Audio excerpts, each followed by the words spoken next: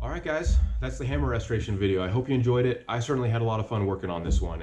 First time ever engraving, first time ever making a hammer handle, and the hardest part of this entire restoration was getting that neck down to the right size. I probably spent like 4 or 5 hours filing away at this neck so it would fit firmly at the bottom, but also tight enough when you put the wedge in.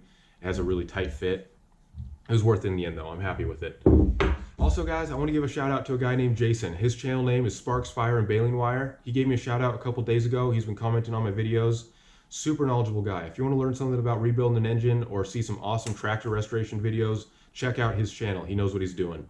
And also Zane and James's channels will be linked in the description below. I'll just keep those guys' links in the bottom every time I do a video from here on out. We have a little YouTube community going on, and I just couldn't be happier with how we're supporting each other, but also what we're doing individually on our own channels. So guys, thanks so much for watching Wild Hawk Productions, and I'll see you in the next one. Take care.